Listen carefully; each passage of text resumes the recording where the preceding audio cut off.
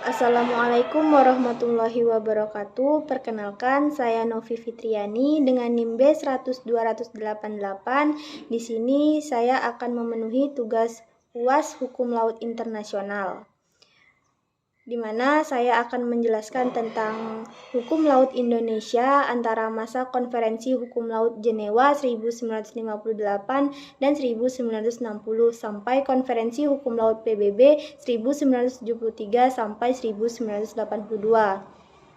A. Langkah-langkah Indonesia dalam bidang hukum laut pada tataran internasional dan nasional setelah tahun 1960.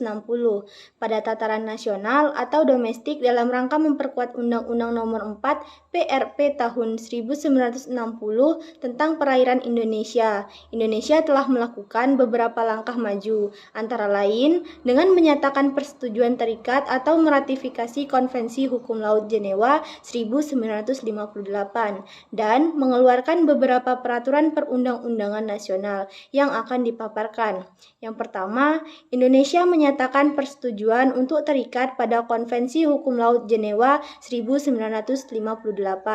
Yang kedua, Peraturan Pemerintah Nomor 8 Tahun 1962 tentang Peraturan Lalu Lintas Laut Damai bagi kendaraan air asing dalam perairan Indonesia. Dan yang ketiga, Keputusan Presiden Republik Indonesia Nomor 103 Tahun 1963 tentang pernyataan seluruh bagian wilayah perairan Indonesia sebagai lingkungan maritim Indonesia. B. Masa vakum antara tahun 1963 sampai 1968. Sesudah dikeluarkannya Keputusan Presiden Nomor 103 Tahun 1963 tersebut, tidak ada lagi kebijakan-kebijakan signifikan yang diambil oleh pemerintah Indonesia berkenaan dengan masalah kelautan dan hukum laut. Indonesia menjalankan politik konfrontasi terhadap pembentukan negara baru yang bernama Malaysia pada tahun 1963, yang merupakan penggabungan dari Persekutuan Tanah Melayu Semenanjung Malaya, Kalimantan Utara, termasuk Sabah dan Singapura. Akan tetapi, pada tahun 1964, Singapura keluar dari Federasi Malaysia dan berdiri sebagai negara merdeka. Sebagai alasan, Indonesia berkonfrontasi terhadap Malaysia karena pembentukan Malaysia itu diprakarsai dan didukung oleh Inggris dan Amerika Serikat, serta sekutu-sekutunya yang dituding sebagai kaum imperialis, kapitalis, dan dimaksud untuk mengepung Indonesia. Pembentukan Malaysia dipandang oleh Presiden Soekarno sebagai ancaman terhadap Indonesia. Kedekatan Indonesia dengan negara-negara blok komunis sosialis merupakan angin segar bagi Partai Komunis Indonesia atau PKI, sebab PKI didukung oleh kedua negara komunis tersebut. Di dalam negeri terjadilah peristiwa gerakan 30 September pada tahun 1967 yang juga dikenal dengan peristiwa G30 SPKI yang dilakukan atau didalangi oleh PKI. Dengan segala akses lanjutannya, pemerintah Presiden Soekarno yang kemudian disebut rezim Orde Lama diganti oleh pemerintah Presiden Soeharto yang lebih populer dengan sebutan Orde Baru, yang antara lain akan bertekad melaksanakan Pancasila secara murni dan konsekuen, karena pada masa sebelumnya Pancasila sudah diselewengkan oleh rezim Orde Lama. Langkah awal yang dilakukan adalah mengundang modal asing untuk berinvestasi di Indonesia yang pada masa rezim Orde Lama sangat ditentang.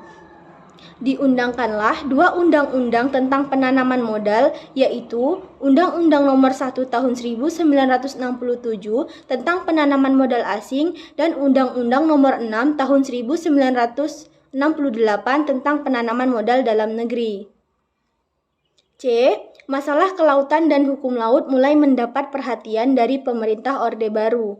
Indonesia adalah salah satu negara yang akan kaya atas sumber daya alam, yaitu berupa minyak dan gas bumi, baik di daratan maupun di dasar laut, di bawah perairan teritorial dan pada landas kontinen. Indonesia atas sumber daya alam non-hayati di daratan dan tanah di bawahnya maupun di dasar laut dan tanah di bawahnya yang terletak di bawah perairan teritorial. Tentulah tidak ada masalah hukum yang rumit yang menjadi kendala bagi Indonesia untuk mengeksplorasi dan mengeksploitasinya, sebab semua itu berada di bawah kedaulatan Indonesia. Langkah pertama yang ditempuh pemerintah Indonesia adalah mendeklarasikan pengumuman pemerintah tentang landas kontinen Indonesia pada tanggal 17 Februari 1969 dan disusul dengan langkah-langkah selanjutnya berupa pembuatan perjanjian-perjanjian internasional tentang garis batas laut teritorial dan garis batas landas kontinen dengan negara-negara tetangga, serta mengesahkan dan mengundangkan Undang-Undang Nomor 1 Tahun 1973 tentang landas kontinen Indonesia. Semua ini akan memperkuat landasan hukum atas kedaulatan Indonesia terhadap laut teritorialnya ataupun atas hak-hak berdaulat terhadap landas kontinen dan sumber daya alamnya, baik kepada tataran internasional maupun domestik. D.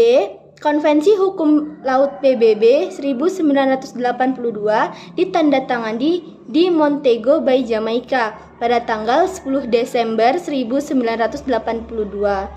Pada tanggal 10 Desember 1982 di Montego Bay, Jamaika, sesuai dengan ketentuan pasal 306 dan 307, pada negara-negara diberi kesempatan untuk meratifikasi konvensi kepada subjek hukum nasional bukan negara, seperti yang disebutkan dalam pasal 305 paragraf 1 huruf B, C, D, dan E diberi kesempatan untuk melakukan konfirmasi formal, sedangkan kepada negara-negara dan subjek hukum internasional bukan negara seperti tersebut dalam pasal 305 paragraf 1 huruf F diberi kesempatan untuk mengaksesnya.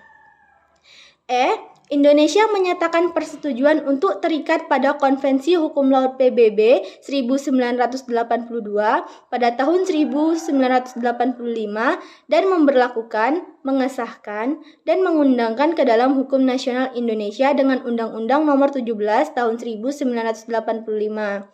Pada tahun 1985, Indonesia menyatakan persetujuan untuk terikat pada Consent to be bound by konvensi dengan cara meratifikasinya.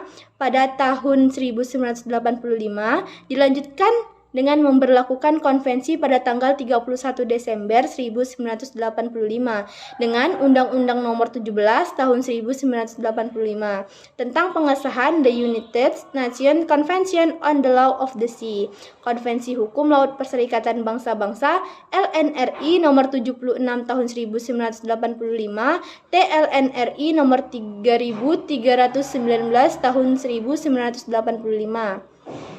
F. Konvensi Hukum Laut PBB 1982 mulai berlaku pada aras internasional pada tanggal 16 November 1994.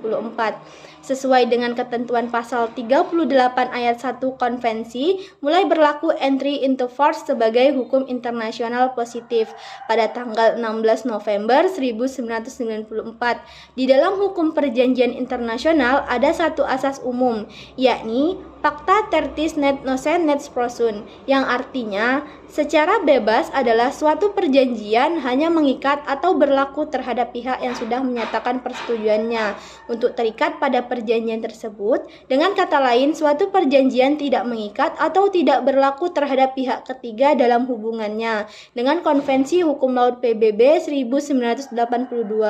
Secara yuridis formal, normatif, konvensi hanya mengikat atau berlaku sebagai hukum internasional positif terhadap negara-negara dan subjek hukum internasional bukan negara yang sudah meratifikasinya saja. Sepanjang menyangkut perjanjian internasional yang mengandung kaidah-kaidah hukum internasional umum dan ataupun yang beberapa dari substansinya tergolong jus cogens, seperti halnya Konvensi Hukum Laut PBB 1982, pihak ketiga tetap terikat pada ketentuan-ketentuan konvensi yang sudah merupakan hukum kebiasaan internasional umum ataupun ketentuan-ketentuannya yang tergolong jus cogens tersebut. Demikianlah penjelasan dari saya. Jika ada salah, saya mohon maaf. Saya akhiri. Wassalamualaikum warahmatullahi wabarakatuh.